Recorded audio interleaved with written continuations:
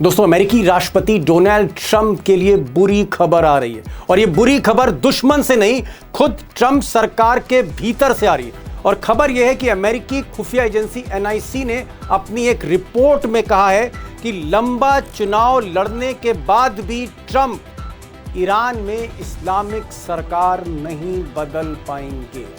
अब अमेरिका की टॉप खुफिया एजेंसी नेशनल इंटेलिजेंस काउंसिल की ये सीक्रेट रिपोर्ट अमेरिका के बड़े अखबार वॉशिंगटन पोस्ट ने छापी है और वॉशिंगटन पोस्ट ने कहा है कि अगर ट्रंप की सेना इस वक्त जो युद्ध लड़ रही है आर पार का ईरान से, अगर वो 10-10 खामेनाई भी मार दे तो भी इस सरकार का तख्ता पलट नहीं हो पाएगा। अब NIC की रिपोर्ट में यह भी कहा गया है कि अमेरिका अपने नेक्स्ट स्टेप में, अगले कदम में इराक के बॉर्डर के जरिए अमेरिका की सेना को ईरान के भीतर भेजना चाहते हैं, यानी जमीन पर युद्ध करना चाहते हैं। ये भी एक गलत निर्णय है, NIC ने कहा। अब ट्रंप साहब ने जो ताज़ा बयान दिए हैं कैमरे पर, उससे ऐसा लगता है कि ट्रंप जल्दी ही अमेरिकी फ़ौज को इराक के बॉर्डर से ईरान में एंट्री कराएंगे और फिर उनका प्लान है कि वो ईरान के भीतर जो इस्लामिक रेवोल्यूशन गार्ड है, यानी जो इस्लामिक आर्मी है और उसके अलावा जो पैरामिलिट्री है और मिसाइल सेंटर है, उसको ईरान में घुसकर ध्वस्त करेंगे और पॉलिटिकल लीडरशिप एक एक करके ख़त्म करेंगे ईरान में रहकर। लेकिन NIC की रिपोर्ट में कहा गया है कि ईरान में सरकार का, यानी हुकूमत का स्ट्रक्चर ऐसा है और फ़ौज का सिस्टम ऐसा है, ढांचा इस तरह का है कि उसको जड़ से ख़त्म नहीं किया जा सकता, भले ही 6 महीने तक या साल भर तक अमेरिका ईरान में युद्ध लड़ता रहे।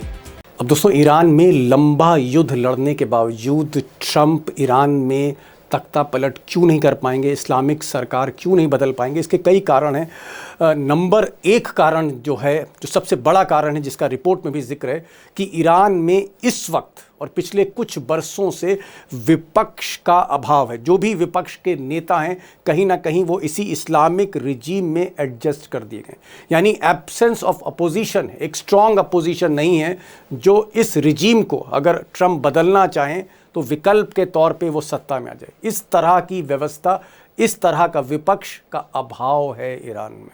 कारण नंबर 2, जो इस्लामिक सेना है, इस्लामिक रेवोल्यूशन गार्ड कोर जो है, IRGC जिसे कहते हैं, उसका नेटवर्क जो है गांव-गांव, कस्बे-कस्बे में, और इसलिए उसको जड़ से ख़त्म नहीं किया जा सकता, भले ही ट्रंप अपनी फ़ौज ईरान की ज़मीन पर उतार दें और लंबा युद्ध करें। दोस्तों, तीसरा अहम कारण, भले ही अमेरिका की सेना, इजराइल की सेना वेल इक्विप्ड है, फ़ौज भी बड़ी है दोनों के पास, लेकिन ईरान में जो सेना है, जो रेगुलर सेना है और इस्लामिक सेना है या फिर पैरामिलिट्री, इसके अलावा ईरान में 2 करोड़ यूथ हैं, युवा हैं, जिनको मिलिट्री ट्रेनिंग दी गई है और अली खामनाई के समय से ये ट्रेनिंग दी जा रही है। तो 2 करोड़ मिलिट्री ट्रेंड यूथ भी हैं, उसके अलावा इस्लामिक सेना है, उसके बाद पैरामिलिट्री है, उसके बाद रेगुलर सेना है। इससे लड़ना ईरान के भीतर आसान नहीं होगा।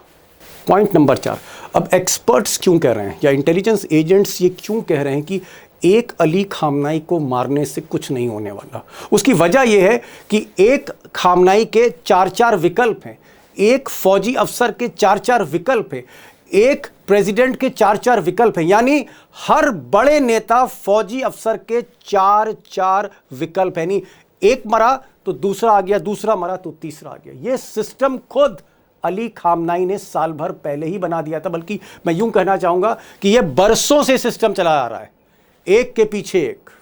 पॉइंट नंबर 5, और यह भी पॉइंट नंबर 5 पर गौर करना चाहिए, जो शायद ट्रंप गौर नहीं कर रहे हैं। रिपोर्ट में कहा गया है कि सूनर और लेटर रशिया पूरी तरह से मैदान में उतरेगा, और रशिया उतर चुका है। जिस तरह से व्लादिमीर पुतिन, जो रूस के राष्ट्रपति हैं, वो लगातार टच में हैं ईरान के राष्ट्रपति पेजेश्कियान के साथ, उनकी फ़ोन पर बातचीत हो रही है और ये खबरें ईरान से लगातार आ रही हैं, रूस से लगातार आ रही हैं। पुतिन ने यहाँ तक कह दिया है कि हम गैस बंद करने जा रहे हैं यूरोप को। और यही नहीं, वॉशिंगटन पोस्ट की ही खबर थी कि पुतिन की इंटेलिजेंस एजेंसी लगातार ईरान की फ़ौज को लाइव इनपुट्स दे रही है कि अमेरिका की फ़ौज कहाँ है, मूवमेंट कहाँ कर रही है। तो रूस और चीन का धीरे धीरे इस युद्ध में ईरान के पीछे खड़ा होना, दोनों न्यूक्लियर पावर हैं चाइना और रशिया, जहां तक युद्ध की रणनीति है अच्छा नहीं माना जा रहा। और पॉइंट नंबर 6 बहुत इंपॉर्टेंट पॉइंट है जो अमेरिकन इंटेलिजेंस ने वार्न किया है ट्रंप को। उन्होंने कहा है कि अली खामनेई को भले ही एक विलन के तौर पे ट्रंप प्रोजेक्ट कर रहे हैं, लेकिन ऐसा है नहीं। दुनिया भर में प्रोटेस्ट है और जितनी भी गल्फ कंट्रीज़ हैं, चाहे वो कतर हो, कुवैत हो, वो यूनाइटेड अरब एमिरेट्स हो, बहरीन हो, ओमान हो, सऊदी अरब हो, हर जगह ईरान को भरपूर समर्थन मिल रहा है। और अब तो जितने बादशाह हैं वो भी कहीं ना कहीं ईरान के साथ खड़े हैं। इसीलिए इतने हमले होने के बावजूद किसी भी गल्फ कंट्री ने पलटवार ईरान के साथ नहीं किया। और कल पेजेश्कियान जो ईरान के राष्ट्रपति, उन्होंने कहा कि हम किसी भी गल्फ कंट्री पर हमला नहीं करेंगे, हम सिर्फ हमला अमेरिका पर कर रहे हैं। जितनी भी गल्फ कंट्रीज हैं हमारे भाई के समान हैं, ये पेजेश्कियान ने कहा है। तो एक भरपूर समर्थन जनता का, बहुत सी हुकूमतों का ईरान को मिल रहा है और ये समर्थन ट्रंप के साथ नहीं है। और दोस्तों सच्चाई ये भी है कि ट्रंप इसलिए फंसते जा रहे हैं अपने ही फैसले में, क्योंकि अमेरिका में जो जनता के पोल्स आ रहे हैं उसमें 60% अमेरिकन, 60% से ज़्यादा अमेरिकन युद्ध के फेवर में नहीं है। ट्रंप ने जो फैसला लिया है उसके समर्थन में जनता नहीं है, मेजॉरिटी ऑफ पीपल अमेरिका के। यही नहीं, जो अमेरिका के उपराष्ट्रपति हैं जेडी वांस, वो भी अंदर ही अंदर इस युद्ध का विरोध कर चुके हैं। उनको लगता है जेडी वांस को कि अमेरिका अपना युद्ध नहीं लड़ रहा, इजराइल का युद्ध लड़ रहा। यही नहीं, जो नेशनल इंटेलिजेंस की डायरेक्टर हैं तुलसी गबार्ड, जो ट्रंप की आप कह सकते हैं सहयोगी रही, वो भी इस युद्ध के खिलाफ है। इंटेलिजेंस इनपुट्स ने कहा है कि ये युद्ध लड़ना अमेरिका के हित में नहीं है। तो आप कह सकते हैं कि अमेरिका के भीतर, अपनी सरकार के भीतर, अपनी पार्टी रिपब्लिकन के भीतर ट्रंप फंसते जा रहे हैं। अब दोस्तों, चाहे वो अमेरिका की इंटेलिजेंस एजेंसीज हो, सिक्योरिटी एक्सपर्ट्स हो, सलाहकार हो, इन सब का ये मानना है कि ट्रंप ने जो फैसला लिया ईरान से युद्ध करने का, अचानक कहीं ना कहीं ये इजराइल के प्रधानमंत्री नेतन्याहू के दबाव में था, ज्यू लॉबी के दबाव में था, और कहीं ना कहीं एक बड़ी गलती ट्रंप कर बैठे। अब सवाल ये है कि क्या वाकई ये जो युद्ध है अमेरिका को महंगा पड़ने जा रहा है, और क्या ट्रंप के लिए एक तरह की उल्टी गिनती शुरू हो जाएगी अगर वो नवंबर में आने वाले चुनाव में उनकी पार्टी अगर हार जाती, जिसके आसार दिख रहे हैं, ऐसा लग रहा है। होने क्या जा रहा है इस युद्ध में? क्या ट्रंप गलती पर गलती अभी और करेंगे? मुझे लगता है कि अमरीश मिश्रा, जो ईरान के एक्सपर्ट हैं, जियोपॉलिटिक्स के एक्सपर्ट हैं, अमेरिका को समझते हैं, इजराइल को समझते हैं, कई किताबें लिख चुके हैं, वॉर हिस्टोरियन है, मैंने यही सवाल उनसे पूछा और उनके जवाब को, अमरीश मिश्रा जी के जवाब को गौर से ज़रूर सुनिएगा। और जवाब सुनने से पहले एक छोटी सी गुजारिश, बहुत छोटी सी गुजारिश आपसे कर रहा हूँ कि अभी भी अगर आपने इस चैनल को लाइक नहीं किया, सब्सक्राइब नहीं किया, तो प्लीज़ लाइक करिए, सब्सक्राइब करिए, दोस्तों से भी कहिए कि वो इस चैनल को सब्सक्राइब करें, क्योंकि आपकी आवाज़ ही मेरी आवाज़ है। आपके हौसले से ही मैं आप तक पहुँच रहा हूँ, रूबरू हो रहा हूँ। तो इस चैनल को ज़रूर सब्सक्राइब करिएगा और कोशिश करिएगा कि इस वीडियो पर अपने कमेंट्स ज़रूर लिखिए, मुझे भी आइडिया लगे कि मुझसे कहाँ गलती हो रही है और किस तरह इस वीडियो को, इन खबरों को और बेहतर करूँ आपके लिए। अमरीश जी, ये जो वॉशिंगटन पोस्ट की जो सनसनीखेज रिपोर्ट है, खुलासा इसमें कहा गया है कि ट्रंप को अमेरिकन एजेंसीज ने बाकायदा ब्रीफ किया था जंग से पहले कि आप इस निज़ाम को बदल नहीं पाएंगे, भले ही आप खामनेई को मार दें या फिर आप वहाँ के आर्मी चीफ को मार दें या आप वहाँ के एडवाइजर्स और प्रेसिडेंट को मार दें, आप इस निज़ाम को नहीं बदल पाएंगे।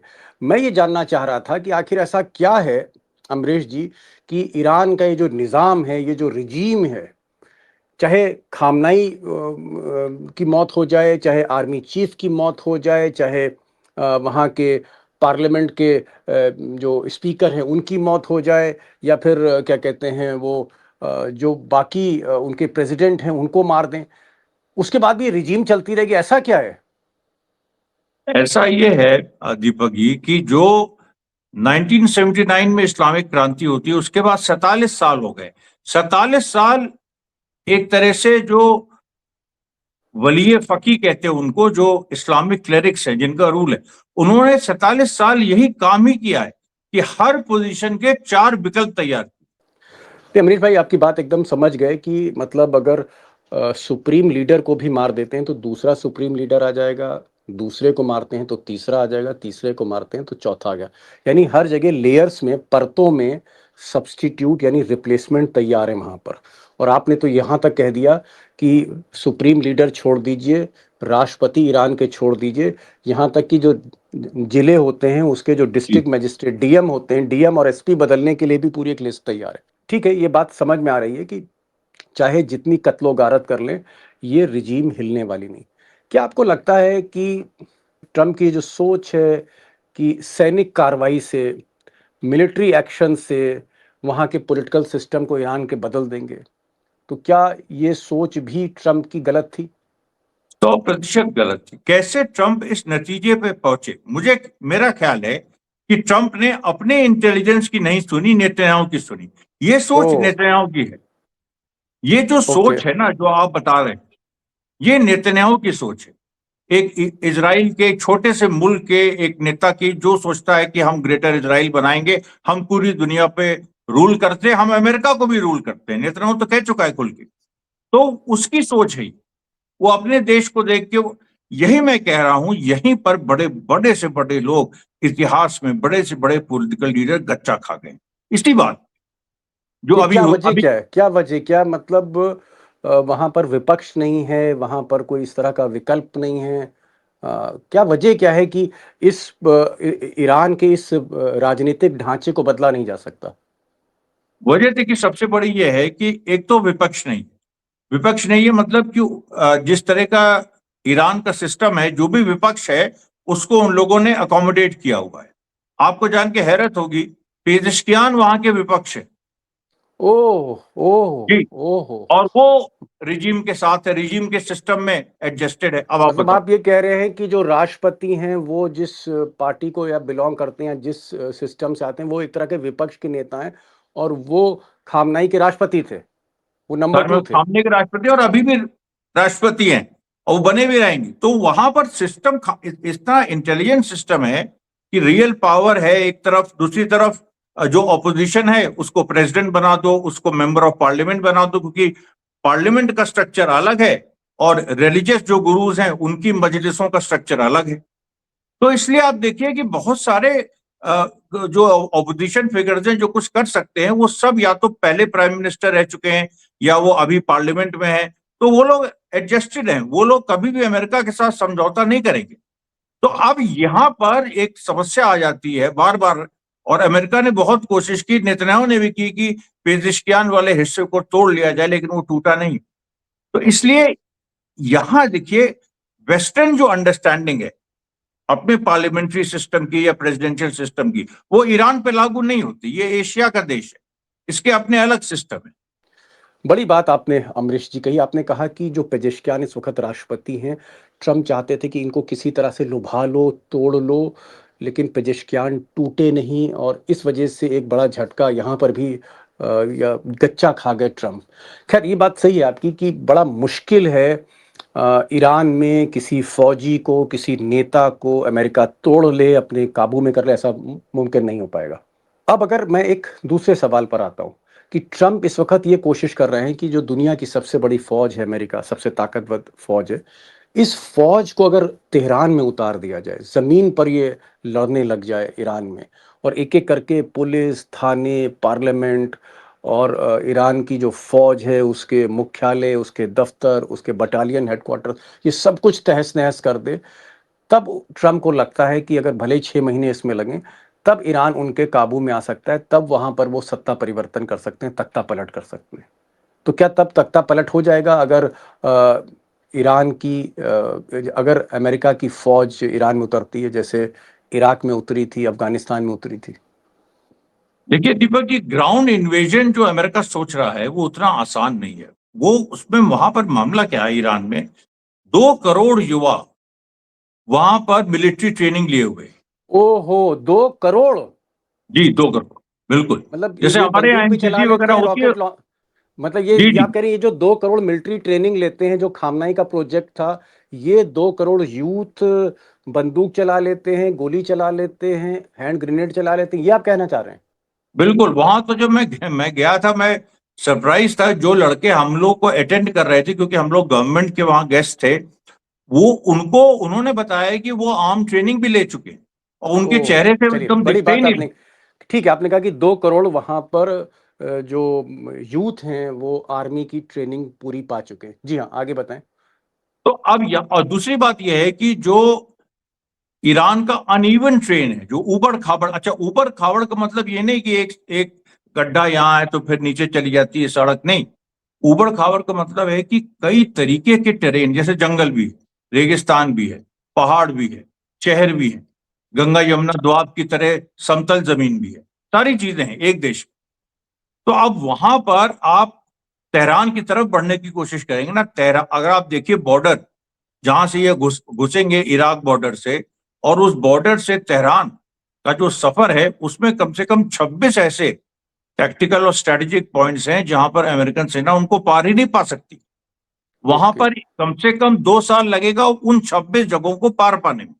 मतलब आप कह रहे हैं वियतनाम और अफगानिस्तान जैसा हाल अमेरिका की सेना का हो जाएगा। 100%, 101%। और जो ट्रंप निजाम बदलने की सोच रहे हैं, ऐसा भी हो सकता है कि ट्रंप का खुद का निजाम बदल जाए। ओह माय गॉड, मतलब आप कह रहे हैं कि खामनाई के निज़ाम को बदलने के चक्कर में ट्रंप का ही निज़ाम बदल जाए, क्योंकि वैसे भी बिल्कुल। नवंबर में वहाँ चुनाव है। नहीं, और ऐसा एक पहले चीज़ मैं, हो चुका है ना वियतनाम वॉर में, निजाम नहीं बदला इस था। वक्त ट्रंप की हालत बहुत खस्ता है, क्योंकि जो वहाँ पर, मैं दोस्तों को बताना चाहूँगा कि जो इस वक्त जनता का जो पोल आ रहा है, उस पोल में 60% से ज़्यादा, 60% से ज़्यादा लोग ट्रंप के इस युद्ध के फैसले के विरोध में खड़े हुए हैं, यानी 60%। और नवंबर में वहाँ पर ट्रंप की पार्टी का एक बहुत बड़ा चुनाव भी है, और अगर ट्रंप वो चुनाव हारते हैं तो उनकी संसद में स्थिति बहुत ज़्यादा कमज़ोर हो जाएगी। कुर्सी आप कह सकते हैं उसकी ताकत आधी चली जाएगी। आखिरी क्वेश्चन मैं आपसे पूछना चाहूंगा, ये ठीक है आपने कहा कि निज़ाम नहीं बदला जा सकता क्योंकि स्ट्रक्चर ऐसा खड़ा हुआ है, वहाँ पर जो अपोजिशन है वो भी खामनाई के साथ हैं, एक छोटा मोटा प्रोटेस्ट हुआ था जो 7 दिन में ख़त्म हो गया था।